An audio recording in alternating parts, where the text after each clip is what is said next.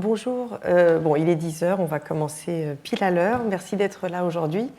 Donc aujourd'hui, nous allons parler d'addiction, avec ou sans substance. Voilà, le titre de la présentation est Sommes-nous tous et toutes addicts? Voilà, on va essayer de définir évidemment ce qu'est une addiction, en tout cas ce qu'est une addiction dans les enquêtes épidémiologiques qui consiste à essayer de mesurer et de suivre les grandes tendances de consommation ou de mésusage de différents types de comportements. J'aborderai rapidement la question des représentations qu'on peut avoir des addictions et la manière dont ces représentations sont ou non confirmées par les tendances observées dans les enquêtes épidémiologiques. On parlera un tout petit peu des facteurs de risque associés à différents types de conduites addictives et puis je finirai par évoquer peut-être quelques addictions de demain. Alors j'ai le grand plaisir d'accueillir Alexandre Perret en deuxième partie de cours qui complétera donc cette présentation. Alexandre Perret est psychologue, chercheur à l'Université de Bordeaux et il abordera un tout petit peu plus spécifiquement les aspects cliniques et voilà, la manière dont on aborde les addictions, pas seulement dans les grandes enquêtes, mais aussi au quotidien et face à des personnes qui sont concernées. Voilà, donc je vous propose tout de suite de commencer. Alors, évidemment, l'addiction est un terme qu'on connaît tous, qu'on utilise tous sans doute plus ou moins. Voilà, je vous dirai en quelques mots comment est-ce que ce terme est défini et d'où il vient. Et ce n'est pas quelque chose qu'on imagine comme étant positif, c'est plutôt un problème, c'est plutôt quelque chose qui évoque des dangers, des difficultés, des conséquences néfastes.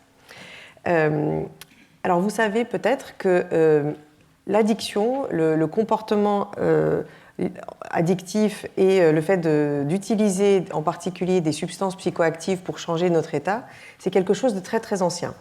Il y a quelques années, une étude menée par des collègues espagnols a montré qu'on retrouve des traces de produits psychoactifs, en l'occurrence l'atropine et l'éphédrine notamment, dans des restes, enfin des cheveux provenant d'hommes préhistoriques. Alors en fait, ce sont des restes qui ont été donc identifiés dans une grotte à Minorque, dans la Méditerranée, et qui proviennent de la période de la fin de l'âge de bronze, donc environ 2000 ans avant, enfin entre 2000 et 800 ans avant Jésus-Christ.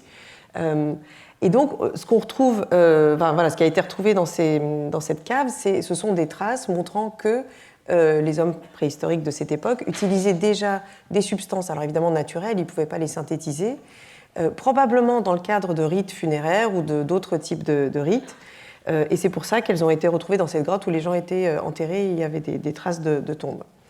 Il y a même des hypothèses suggérant que l'utilisation des premières substances psychoactives est ce qui a amené l'invention de la religion chez les humains. C'est-à-dire que ce sont les expériences, en particulier hallucinogènes, des expériences de déconnexion de son propre corps, qui ont amené les humains à penser qu'il y avait peut-être des forces extérieures, des forces, donc les humains, ou en tout cas les hommes préhistoriques, ou les humains très très précoces, à penser que voilà, il y avait quelque chose en dehors de nous et qu'on pouvait se rapprocher de cet au-delà, soit par des produits psychoactifs, soit peut-être en invoquant voilà, cet au-delà. Donc la tendance à utiliser des produits pour nous détacher de notre réel, de notre quotidien, c'est quelque chose de très très ancien. Je voulais aborder un autre point important avant de passer au mésusage, aux questions de santé, etc. C'est aussi qu'évidemment, on utilise des produits psychoactifs de plein de manières différentes. Et c'est encore le cas, ça a toujours été le cas, et c'est le cas encore aujourd'hui. Et je voudrais prendre l'exemple de l'opium, qui est dérivé du pavot. Donc vous savez que le pavot, c'est une plante qui pousse également en Europe, mais qui est notamment cultivée en Asie, et qui, cultivée d'une certaine manière, peut donner lieu à un substrat psychoactif qui a été utilisé il y a très très longtemps. Déjà, on pense que les Sumériens, il y a plus de 3000 ans, utilisaient déjà différentes décoctions de pavot pour ses effets sédatifs. Il y a des traces de commerce du pavot dans la Grèce antique. Puis le pavot a été diffusé en Inde à partir du 9e siècle et à partir de là a commencé à être utilisé plus largement. En Europe, on utilisait de la teinture d'opium à partir du XVIIIe siècle, notamment pour soigner certains maux, la toux notamment.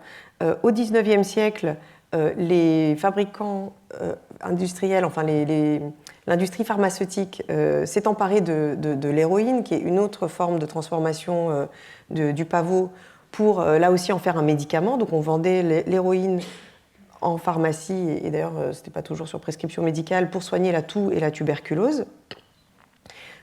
Et puis il y a eu d'autres avancées.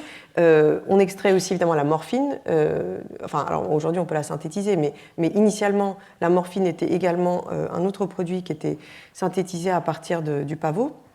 Et évidemment la morphine est aujourd'hui utilisée comme un traitement antidouleur, mais vous savez qu'au XIXe siècle, c'était un produit qui était largement utilisé aussi au sein de la population et qui donnait lieu à certains types de mésusages. Mais voilà, pour finir sur la pharmacopée liée à différentes utilisations de l'opium, il y a la codéine, et puis un autre type de traitement antidouleur qui a donné lieu à énormément de mésusages aux États-Unis, qui est l'oxycodone. Donc tout ça pour dire que le pavot et ce qu'on peut en extraire est utilisé depuis très très très longtemps par la médecine, dans la pharmacopée traditionnelle, et qu'il y a eu énormément de mésusages à partir du XIXe siècle, pour des raisons qui étaient liées au commerce de l'opium, à sa diffusion, à la manière dont il était rendu accessible à certaines populations, avec en particulier les guerres de l'opium en Chine, bien sûr, avec des conflits commerciaux très importants entre la Chine et la Grande-Bretagne. La Grande-Bretagne qui, bien sûr, fabriquait de l'opium. L'opium était fabriqué en Inde. Tout ça était lié au commerce colonial. Bon, pardon, je ne suis pas historienne, je ne vais pas vous faire un cours d'histoire sur l'opium, mais en tout cas, c'est une histoire vraiment très intéressante. Il y a eu différents mésusages, jusqu'à évidemment l'épidémie d'utilisation d'héroïne au XXe siècle, qui est un peu derrière nous, mais aux États-Unis, comme je le disais tout à l'heure, vous savez qu'il y a une énorme épidémie d'overdose liée au mésusage des opiacés, qui là, alors c'est intéressant, c'est en partie lié à la diffusion au sein de la population de médicaments opiacés très très puissants, d'antidouleurs très puissants, qui au début des années 2000 étaient prescrits de manière absolument incontrôlée, avec quand même l'action très active des laboratoires pharmaceutiques qui produisaient ces médicaments et qui ont engendré des dépendances et des mésusages donnant lieu y compris à des overdoses. Ici, il s'agit des chiffres de décès par overdose aux États-Unis, dont vous voyez qu'ils ont énormément augmenté à partir des années 2010 et qui sont en partie liés à l'utilisation de médicaments prescrits, donc en particulier l'oxycodone dont je parlais, mais en fait la diffusion de l'oxycodone au sein de la population générale a donné lieu a induit énormément de consommation et une partie des usagers, une fois qu'ils étaient dépendants de ce produit qui crée une dépendance importante, ont switché et sont passés à l'utilisation d'autres types d'opiacés, notamment l'héroïne et encore plus ces dernières années le fentanyl, qui est un autre opiacé de synthèse extrêmement puissant et, comme vous voyez, qui donne lieu à des overdoses, donc des décès liés à son mésusage. Voilà, mais tout ça pour dire que c'est une histoire complexe et où, évidemment, on utilise des produits psychoactifs, enfin nous tous, je pense, ne serait-ce que le café, par exemple, ou différentes formes de caféine ou de théine. Évidemment, tous ces produits ne sont pas équivalents, mais on les utilise dans une certaine mesure tous et toutes, et en même temps, ils peuvent aussi donner lieu à des mésusages, et c'est très compliqué parfois il y a des histoires qui sont très complexes. D'ailleurs, si vous êtes intéressé par l'histoire de l'héroïne, je vous invite à écouter un très bon podcast sur France Culture. C'est la série documentaire qui a fait une série d'émissions sur l'histoire de l'épidémie d'héroïne en France, pour le coup. Donc c'est uniquement le XXe siècle et plutôt les 50 dernières années que tout ce que je vous ai dit auparavant. Mais voilà, tout ça pour dire que les addictions, alors l'héroïne notamment, mais pas uniquement, sont quand même, dans nos sociétés, en fait, sont liées à plein de facteurs sociaux, politiques, culturels, et que les réponses... Alors, les épidémiologistes cherchent à mesurer les usages, essayer de comprendre comment réduire les risques. On parlera de ça aussi dans la deuxième partie du cours d'aujourd'hui. Mais voilà, d'une certaine manière, les drogues et les addictions ont toujours été avec nous et le resteront probablement toujours. Alors, justement, qu'est-ce qu'une addiction et comment est-ce qu'on définit l'addiction aujourd'hui? Donc, peut-être juste une remarque. Certains d'entre vous savent peut-être ou vous vous rendez compte qu'on est passé aujourd'hui au terme d'addiction alors qu'on parlait il y a encore peut-être une dizaine ou une quinzaine d'années de toxicomanie, voilà, d'autres types d'usages. Tout ça n'est pas anodin, évidemment. Il y a une approche médicale de l'addiction dont je vais vous parler aujourd'hui qui a un peu pris le pas, encore que, bon, ça se discute peut-être en ce qui concerne les représentations, mais qui est très ancrée aujourd'hui, qui est très inscrite. Ça n'a pas toujours été le cas. Et le mésusage de différents types de produits est évidemment aussi lié à une réponse policière, judiciaire, etc. Et là, on parle peut-être moins d'addiction que de délinquance ou d'autres types de comportements. Mais en tout cas, l'addiction, c'est un terme alors qui n'est pas français, c'est un anglicisme. Hein. Donc c'est, voilà, comme le disent ici les collègues qui ont publié il y a quelques années sur ce sujet. Donc c'est un terme qui s'est progressivement substitué à celui de toxicomanie. Alors c'est un terme anglais qui vient du latin. Et en latin, addicere, ça voulait dire dire à, et le terme exprimait l'appartenance en termes d'esclavage. Alors voilà.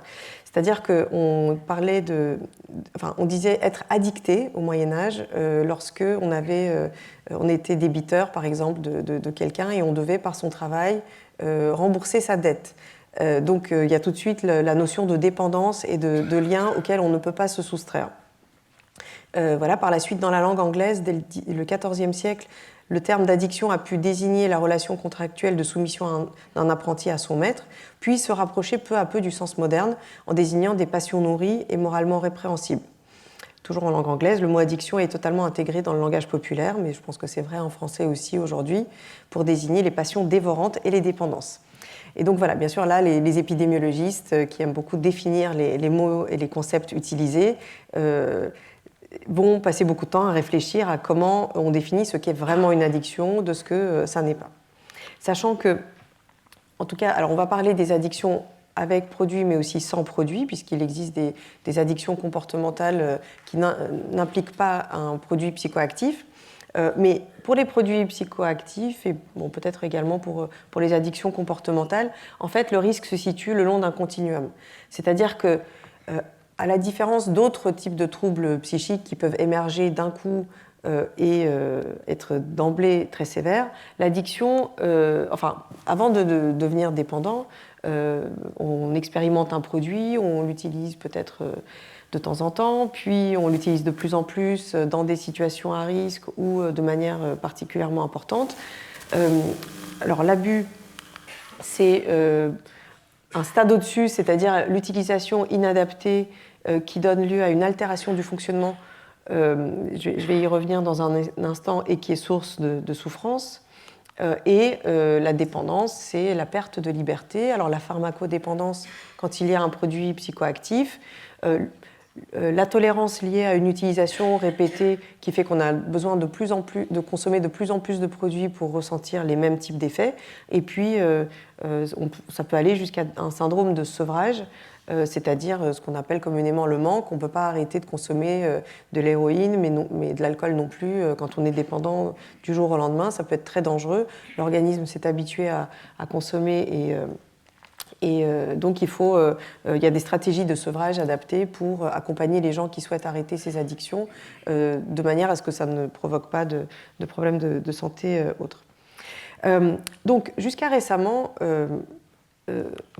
dans la classification internationale des maladies, on distinguait globalement l'abus de la dépendance dans les classifications médicales, c'est-à-dire qu'il y avait deux stades, si vous voulez, d'addiction.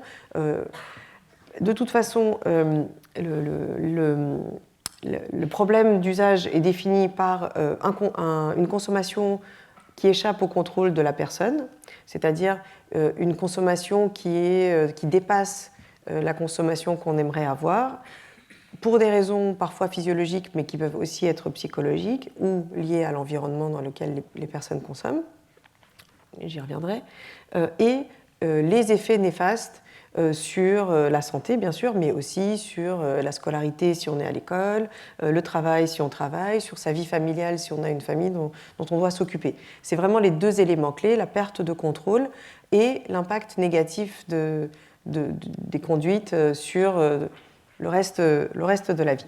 Donc la classification internationale des maladies a gardé cette distinction abus et dépendance. Alors la dépendance étant donc un stade au-dessus et avec l'idée d'une plus forte, d'un lien biologique et d'un impact physiologique plus important.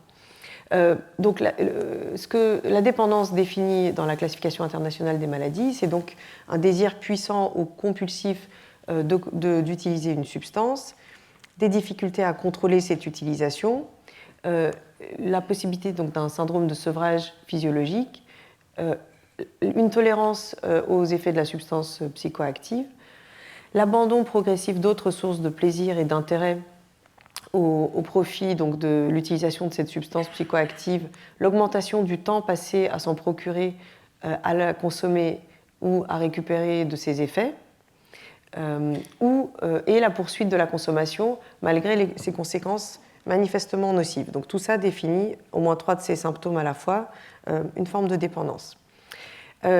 Alors ça c'est la classification internationale des maladies.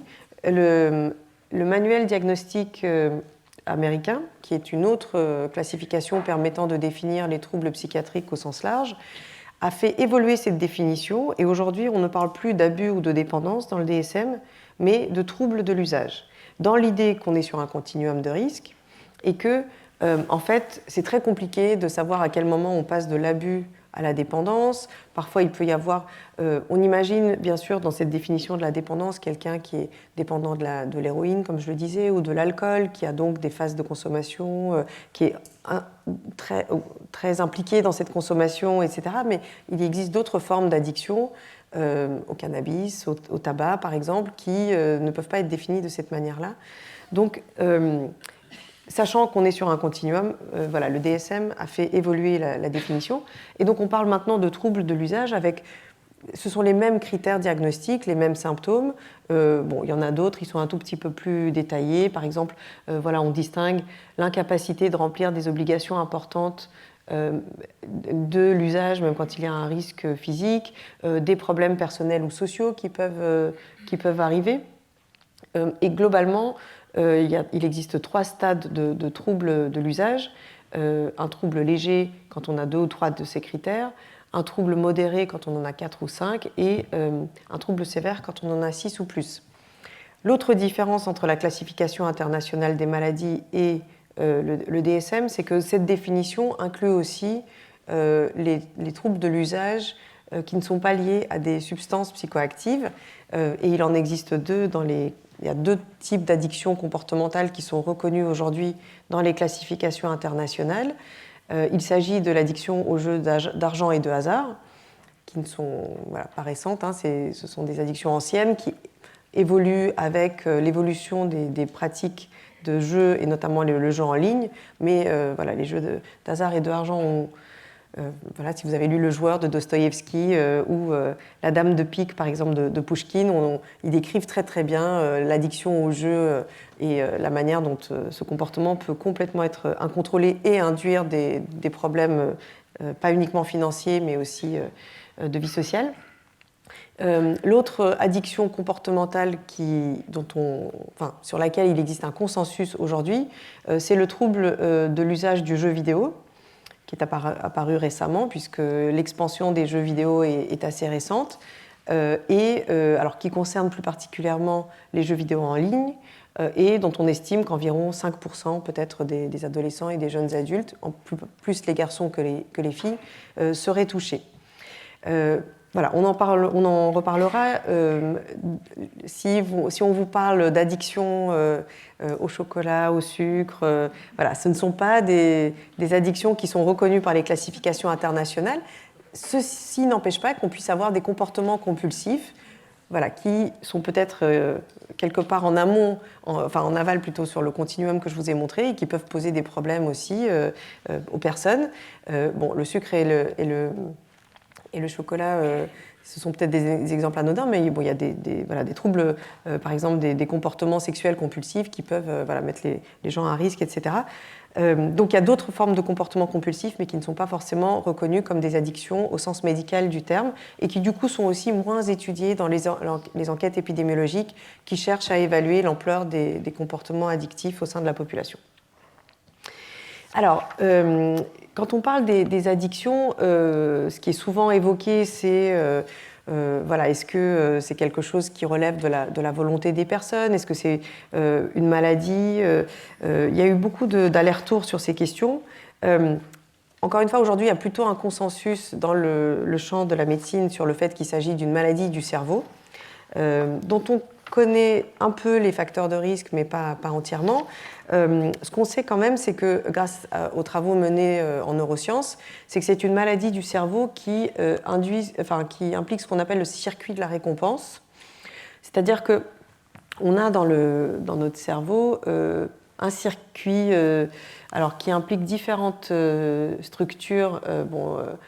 Le cortex préfrontal qui est en partie en charge des décisions que l'on prend, mais aussi, par exemple, différentes parties de l'amygdale, etc., qui sont liées à la manière dont on encode et dont on se rappelle des expériences qu'on a vécues, qui sont donc sous l'influence de différents neurotransmetteurs, qui communiquent, toutes ces différentes structures communiquent entre elles au travers de différents neurotransmetteurs, dont la dopamine, qui est très fortement impliquée, et des recherches menées sur différentes formes d'addiction montrent de manière assez consensuelle que le circuit de la dopamine est déréglé lorsqu'on a une forme d'addiction, que ce soit une addiction avec ou sans produit.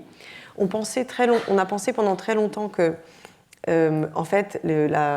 par exemple, la consommation d'alcool, admettons, stimule le circuit de la dopamine et que cette dopamine qui est diffusée à la suite d'une consommation envahit le cerveau, entre guillemets, en tout cas, et donc procure tellement de plaisir que, ce plaisir inhibe la décision de ne pas consommer. J'essaie de simplifier au maximum. On s'aperçoit aujourd'hui que ce n'est pas si simple que ça et qu'il y a une forme d'apprentissage. Quand on a une addiction, c'est un comportement répétitif, évidemment, et donc il y a une forme d'apprentissage qui fait qu'en réalité, la dopamine est libérée avant même qu'on consomme ou qu'on joue, juste à l'idée même de consommer. C'est-à-dire on apprend à ressentir une sensation de plaisir à l'évocation du produit auquel dont on est dépendant, du jeu, etc. Donc, il y a à la fois, évidemment, ces effets biologiques de la consommation du produit, la manière dont notre cerveau s'accoutume à ça, mais il y a vraiment aussi des aspects psychologiques qui jouent un rôle probablement très important. Quoi qu'il en soit, les produits et les comportements addictifs dérèglent le circuit de la récompense avec un phénomène progressif d'accoutumance. Donc c'est pour ça en partie qu'il y a une forme de tolérance qui se crée, c'est-à-dire qu'on a besoin de plus en plus de produits ou d'en consommer plus fréquemment, pas seulement pour ressentir les effets psychoactifs, mais aussi pour que ce circuit du plaisir et de la récompense dans le cerveau soit stimulé. D'accord ? Et puis, il semblerait qu'avec le temps, il y ait même un dérèglement du fonctionnement des structures cérébrales qui sont en charge de gérer la motivation, la mémoire, etc. Ce qui fait que c'est très compliqué quand on est réellement dépendant de s'arrêter tout seul. On n'a plus. D'ailleurs, c'est quelque chose qu'on observe. Qu'on observe en clinique aussi chez un certain nombre de personnes qui sont réellement dépendantes, l'absence de volonté, de motivation à s'arrêter, mais ça s'explique par encore une fois des facteurs psychologiques, certaines habitudes et certains comportements, mais aussi par certains aspects des effets cérébraux de l'addiction. Alors, Aux États-Unis, on est vraiment passé à une définition de l'addiction comme une maladie du cerveau. L'idée, c'est aussi de déstigmatiser, parce que voilà, on en parlera peut-être un petit peu, mais évidemment, le fait d'avoir une addiction, c'est quelque chose qui est très compliqué à vivre et qui est en général vu très négativement par la société et par l'entourage. Donc les Américains ont pris le parti, les médecins aux États-Unis ont pris le parti de vraiment ne parler de l'addiction que comme une maladie du cerveau, pour dire aux gens que d'abord, ce n'est pas de leur fait, mais aussi pour essayer de faire en sorte de favoriser l'accès au traitement et de permettre d'en parler plus facilement. Voilà, je ne sais pas si ça marche forcément ou pas, mais en tout cas, en France, ce n'est pas encore complètement la vision qu'on a de l'addiction, je crois, mais voilà, évidemment, les mêmes processus biologiques sont à l'œuvre, qu'on soit américain ou français. Je parlerai dans quelques instants d'autres facteurs de risque, mais je voulais quand même d'abord aborder le circuit de la dopamine qui est par ailleurs assez bien connu dans le grand public et voilà, dont on sait qu'en fait, il fonctionne un peu différemment de ce qu'on pensait pendant très longtemps. Alors ça, c'est la manière dont les médecins et les épidémiologistes abordent l'addiction. Je voulais quand même dire quelques mots sur le fait que d'autres professionnels s'intéressent à ces questions et vous parlez rapidement des représentations au sein de la société de ces questions. Alors les addictions sont un sujet très actuel, évidemment, dont se saisissent la justice, la police, les hommes politiques aussi, beaucoup.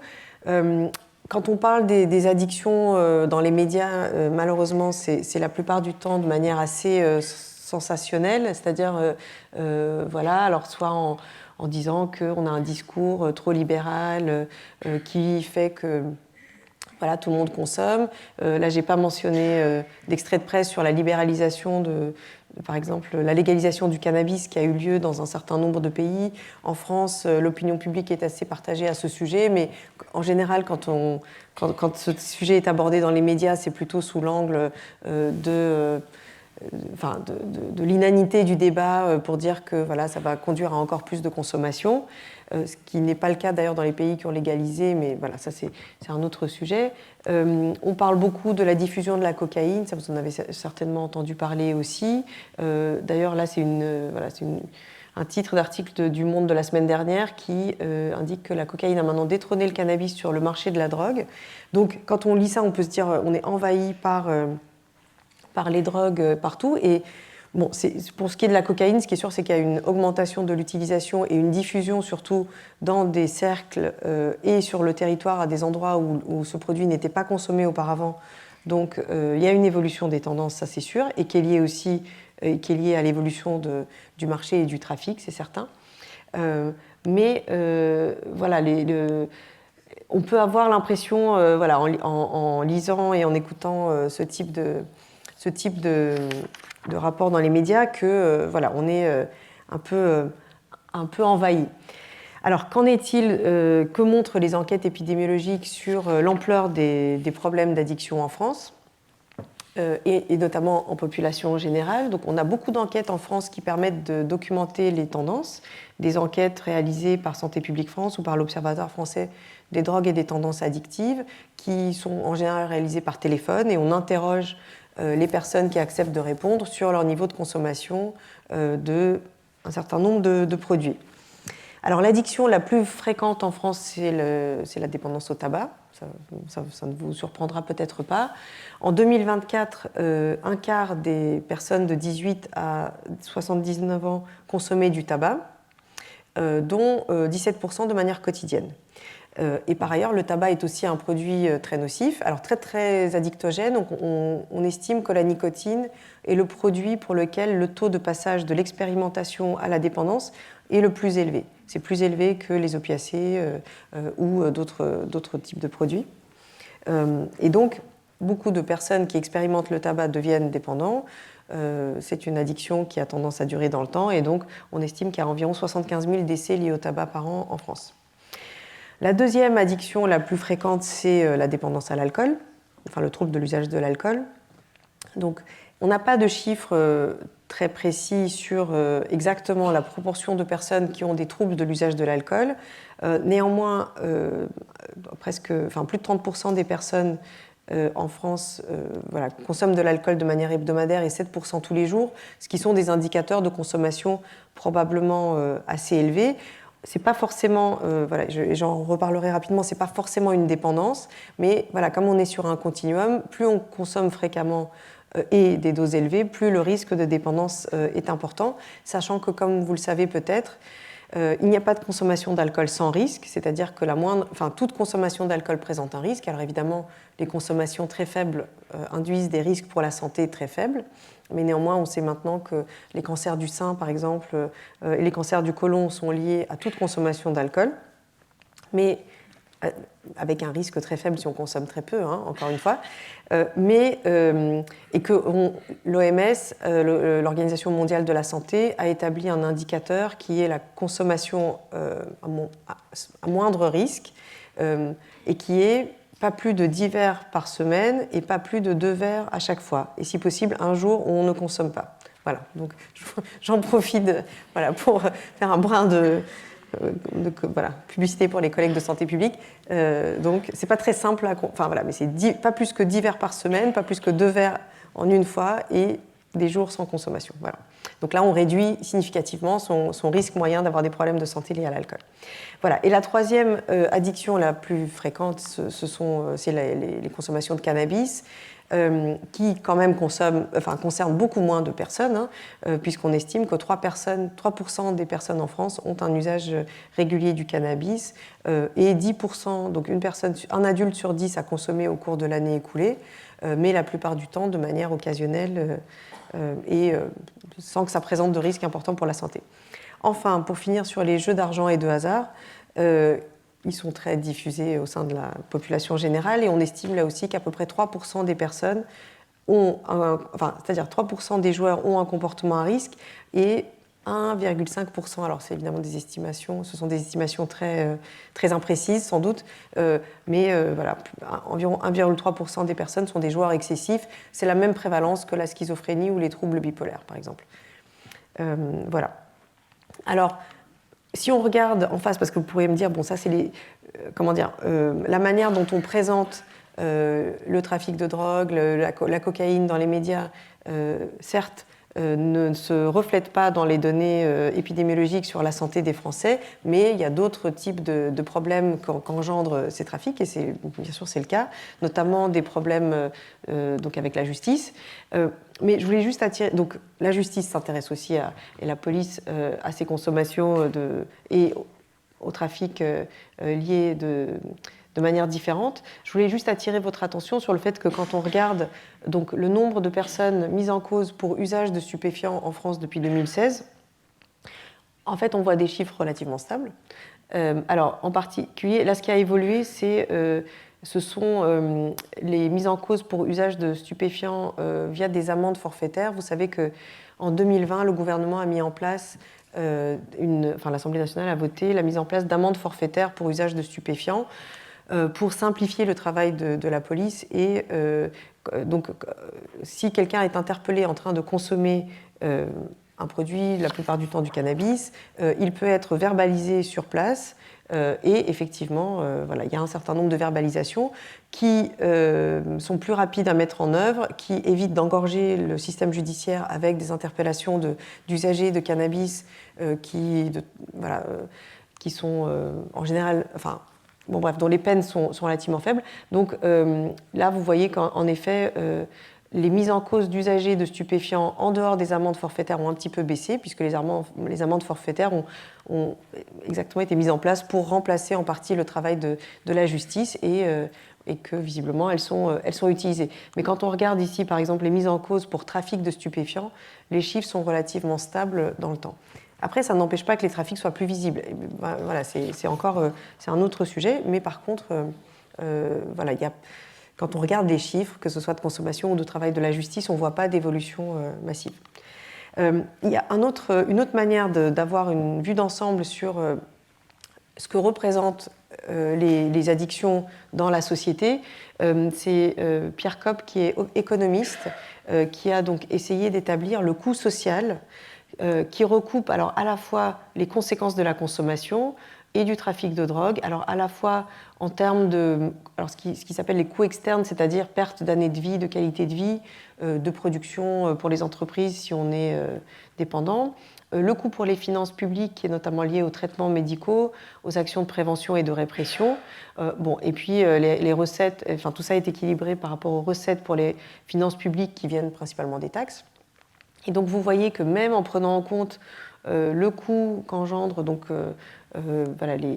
la santé, la prévention, la répression, le tabac et l'alcool sont bien loin devant les drogues illicites en termes d'impact et de coût social, en tout cas en France.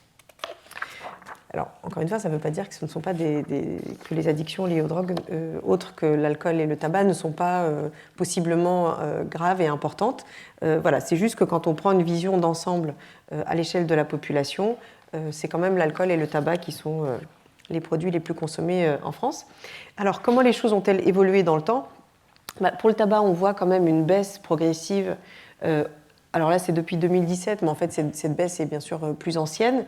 Elle s'est accentuée en 2017 avec la mise en place d'un plan national de lutte contre le tabac qui a notamment conduit à l'augmentation des prix, au changement de packaging, à l'interdiction de fumer dans certains lieux publics.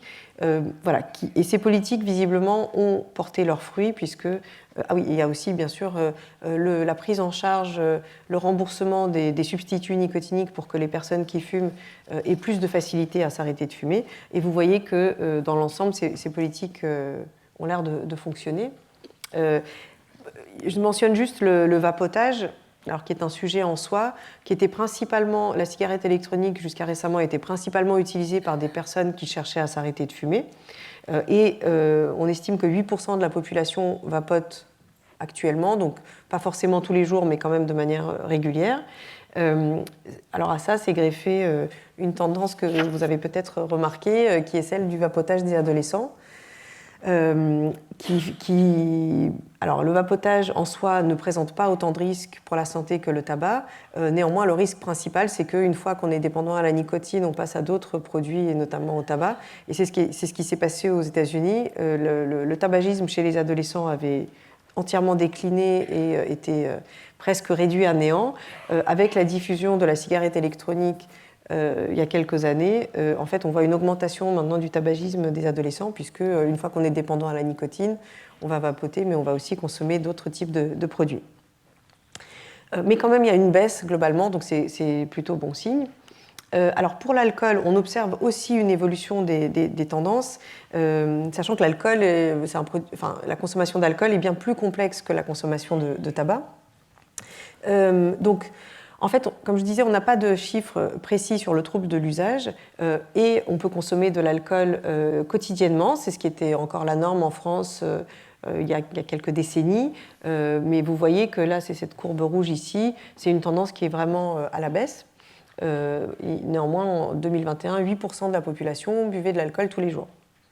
Il y a aussi des consommations plus rares, mais peut-être plus importantes, qu'on appelle les alcoolisations ponctuelles importantes, qui, pour le coup, ont un peu moins diminué dans la population. Vous voyez que ici, à peu près 16% des personnes ont une consommation d'alcool importante au moins une fois par mois. Alors, une consommation d'alcool importante, c'est 5 verres en une même occasion, 5 verres ou plus. Alors, une même occasion, l'idée, c'est que c'est une sortie, un repas, donc en quelques heures.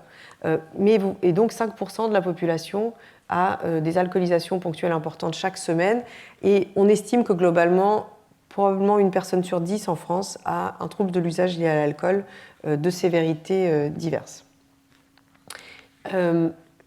Donc la consommation d'alcool néanmoins a diminué. Ce qui diminue le plus, c'est la consommation quotidienne, mais les alcoolisations ponctuelles importantes pourraient aussi être en baisse. Et puis pour finir sur le cannabis, c'est à la fois un produit qui s'est énormément diffusé au sein de la population générale. Vous voyez qu'une personne sur 2 en France en a déjà consommé au cours de sa vie.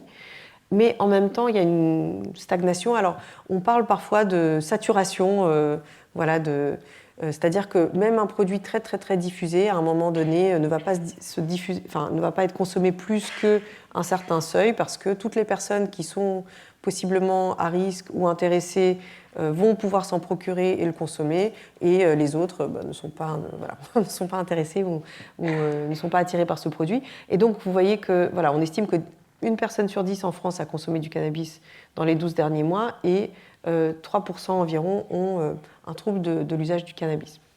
Alors ce qui est intéressant, c'est qu'il y a des évolutions très marquées chez les adolescents. Là, ce sont aussi des enquêtes menées par les collègues de l'Observatoire français des drogues et des tendances addictives, qui s'appelait l'Observatoire français des drogues et des toxicomanies auparavant, et qui a changé de nom. Donc vous voyez qu'en particulier, alors l'expérimentation, et du coup, les usages de tabac, alcool et cannabis ont énormément chuté chez les adolescents. C'est assez historique, et je ne sais pas si qui que ce soit avait prédit une telle baisse. Ces tendances étaient déjà à la baisse, mais depuis l'épidémie de Covid, elles se sont accentuées.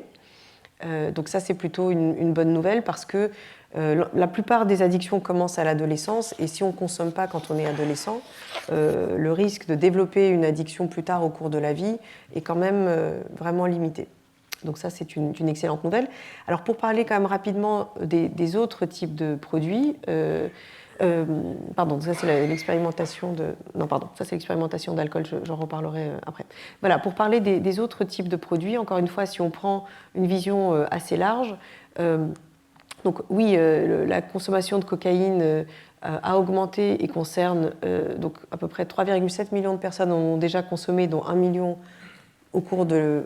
Enfin, on estime qu'environ 1 million en ont consommé au cours de l'année passée, ainsi que les différents types de... Enfin, l'ecstasy, certains stimulants. Quant à la consommation d'héroïne, elle est plutôt stable. Alors, quelques mots sur les facteurs de risque et comment est-ce qu'on explique ces addictions. Qu'est-ce qui fait que certaines personnes vont avoir un risque plus élevé de devenir dépendants que d'autres, sachant que quand certains produits comme l'alcool ou le tabac sont très très très largement diffusés au sein de la population, on voit bien que toutes les personnes qui vont essayer n'ont pas les mêmes risques de devenir dépendants. Ces risques sont très diversifiés. Donc le modèle, l'explication la plus utilisée dans ce domaine, c'est le modèle biopsychosocial, qui, comme son nom l'indique, essaie de mettre en lien des facteurs biologiques. Donc par exemple, selon l'âge qu'on a, le genre, je ne l'ai pas dit, mais les hommes, globalement, sont beaucoup plus à risque d'addiction, 2 fois plus à risque en moyenne que les femmes. Certaines réactions physiologiques, on ne réagit pas de la même manière aux produits. On peut avoir, pour ce qui est du cannabis, par exemple, le fait d'avoir une expérience négative la première fois qu'on consomme, qui est probablement liée à la manière dont on métabolise le produit, est un facteur de protection, c'est-à-dire que les personnes qui réagissent très mal, en général, ne continuent pas à consommer. Voilà, bon, on n'absorbe pas les produits non plus tous de la même manière. Donc des facteurs psychologiques, les problèmes de santé mentale, la dépression notamment, et l'hyperactivité, inattention ont été identifiés comme des troubles qui induisent un risque élevé d'addiction plus tard au cours de la vie, mais aussi les croyances ou les représentations qu'on a nous-mêmes des produits. Certains produits sont perçus, par exemple la cocaïne, c'est ce qui revient dans les enquêtes, est perçu comme un produit relativement peu dangereux. Voilà. Quand on interroge les Français à ce sujet, ils ont l'impression qu'on ne devient pas dépendant, que c'est un produit festif, qu'on peut utiliser de manière occasionnelle. C'est plus compliqué que ça, et évidemment, il y a des personnes qui deviennent dépendantes, mais ce n'est pas la représentation qu'on en a. Et puis des facteurs sociaux, des facteurs socio-économiques notamment, les addictions comme dans d'autres domaines de la santé mentale sont un domaine où il y a d'importantes inégalités sociales. J'ai ajouté un autre aspect qui est vraiment très important et qui est un axe de prévention important, c'est l'accessibilité des produits, c'est-à-dire que c'est d'où l'idée de jouer sur les prix, par exemple, et d'augmenter les prix du tabac notamment. Il y a toute une discussion sur les prix de l'alcool qui est beaucoup plus complexe parce que l'alcool, c'est aussi un secteur économique et peut-être, voilà, il y a d'autres choses qui se jouent, mais voilà, si on augmente le prix à la vente d'un produit, il est plus difficilement accessible. Alors déjà pour les adolescents, donc ils ne commencent pas à consommer, mais il est aussi plus difficile d'accès pour les adultes et voilà, ça peut entraîner un questionnement sur ses consommations. Alors, pour finir, parce que j'aimerais qu'on ait peut-être un moment pour les questions, voilà, on sait un tout petit peu quels sont les facteurs qui induisent l'augmentation du risque d'addiction chez certains individus. Mais pourquoi est-ce que les addictions sont aussi fréquentes dans nos sociétés?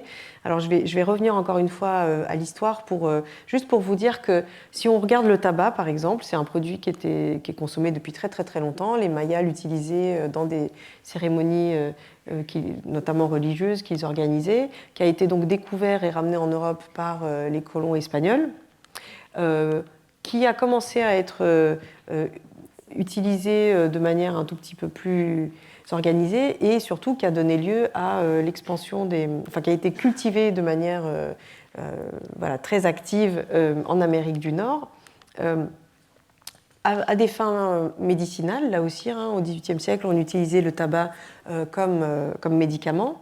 Puis, avec la révolution industrielle, on a inventé les machines à rouler qui permettaient de fabriquer qui permettaient de fabriquer des cigarettes en fait, donc qui ont facilité la consommation.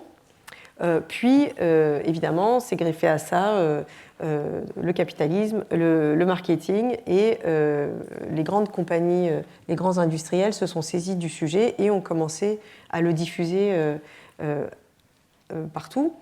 En Europe, il y a plutôt une baisse du tabagisme dans d'autres pays que la France, mais vous savez que les compagnies, les industriels du tabac continuent à essayer de trouver de nouveaux marchés en Asie, en Afrique. Maintenant, ils sont passés alors d'abord, ils ont beaucoup investi dans le vapotage aussi, et puis ils développent des produits à moindre risque, le tabac chauffé notamment. Donc voilà, c'est une industrie qui continue d'être très active et très prospère. Donc je voulais juste mentionner cet ouvrage de David Courtwright, alors qui est ici, c'est en anglais, mais il a été traduit en français, qui est un historien des addictions et qui essaie de prendre une vision distanciée de pourquoi est-ce que les addictions sont aussi fréquentes dans nos sociétés, en disant que on promeut l'individualisme, donc la performance, l'autonomie, le fait d'être toujours au top et certains produits aident à cela. Il y a une diminution du contrôle social, donc il y a une plus grande acceptation, ce qui n'est pas une mauvaise chose, hein, des addictions, parce que c'est pas une mauvaise chose parce que ça contribue peut-être à la déstigmatisation et au fait que pour les personnes qui sont malades d'une addiction, on porte sur elles un regard moins négatif, mais néanmoins ça diffuse aussi l'idée que c'est comme ça, tout le monde est amené à consommer. On vit dans une société très stimulante et on est en permanence bombardé d'informations, etc., ce qui rejoint certains aspects des addictions. Et il parle même de capitalisme limbique, c'est-à-dire, c'est pour ça que je citais l'industrie du tabac, c'est-à-dire qu'un certain type d'industriels, qui prospèrent dans le système capitaliste dans lequel nous vivons, ont très bien compris comment utiliser donc, le circuit de la récompense. C'est notamment, il y a des, je veux dire, on peut penser à ça à propos des plateformes numériques et de la manière dont sont conçus certains jeux vidéo, certains réseaux sociaux. Il y a des discussions en cours très importantes. En tout cas, ce qui est certain, c'est que dans la conception de ces différents types d'outils légaux, il y a une réflexion sur comment faire pour que les gens les utilisent de plus en plus. Voilà. Donc peut-être qu'on vit tout simplement dans un monde qui pousse où différents types de produits donnant lieu à des addictions sont facilement accessibles et qui poussent aussi à l'addiction. Alors qu'en sera-t-il demain? On ne sait pas, et je n'ai pas de boule de cristal, mais il y a déjà des tendances qui se dessinent. D'abord, quand même, on parle de plus en plus des addictions à différentes formes d'utilisation des écrans. Donc, comme je vous le disais, le seul trouble de l'usage aujourd'hui identifié dans les classifications internationales et qu'on étudie vraiment sérieusement, c'est le trouble de l'usage des jeux vidéo. Mais on s'interroge de plus en plus sur l'addiction à Internet et notamment l'addiction aux réseaux sociaux, parce qu'un certain nombre de personnes développent des conduites compulsives. On utilise, les réseaux sociaux sont très largement utilisés, mais parmi les utilisateurs, une partie vont les utiliser de manière incontrôlée, de manière à avoir des conséquences négatives alors, sur le sommeil, sur la scolarité, sur les études, etc. Je ne l'ai pas mentionné, mais il y a aussi beaucoup de réflexions sur les paris en ligne, les jeux d'argent et de hasard en ligne qui se sont énormément diffusés, qui sont autorisés et qui concernent aussi une partie importante, notamment des jeunes adultes, parce qu'ils ciblent plus, les paris sportifs, notamment ciblent plus spécifiquement les jeunes hommes. Donc, on peut s'attendre à ce que ces addictions et d'autres types d'addictions comportementales, les achats compulsifs, le surentraînement sportif, l'addiction, les comportements compulsifs en lien avec le sexe, le travail, etc., se développent si on pense que les normes qui prévalent dans notre société ont quelque chose à voir avec tout ça.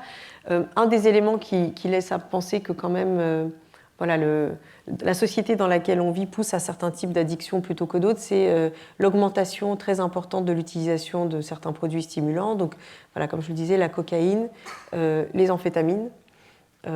Voilà, l'ecstasy et la MDMA, c'est un peu différent, mais voilà, c'est ces produits-là qu'on consomme de plus en plus, peut-être parce qu'on a besoin d'être plus stimulé. Un dernier point avant qu'on passe aux questions si vous en avez, c'est que évidemment les addictions peuvent être multiples et complexes et on parle à ce moment-là de polyaddiction. Alors l'alcool et le tabac par exemple vont souvent ensemble. L'utilisation de certains types de médicaments avec des produits illégaux et d'ailleurs alors soit pour se remplacer les uns les autres, soit pour compenser les effets d'un produit par un autre. Et puis, certaines formes d'addiction avec et sans produit peuvent aussi cohabiter. Je ne sais pas si vous avez entendu, si vous connaissez ce nouveau phénomène qui s'appelle le chemsex, qui est très développé dans les communautés homosexuelles gays, qui consiste à associer la consommation de certains produits, en particulier stimulants, avec des comportements sexuels qui peuvent aussi être compulsifs.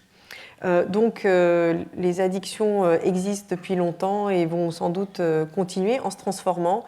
C'est un sujet vraiment qui reflète peut-être en partie aussi nos modes de vie et voilà, la manière dont nous vivons de manière un peu comme ça fait un effet loupe, quoi. Voilà. Je vous remercie de votre attention et si vous le souhaitez, on peut passer aux questions.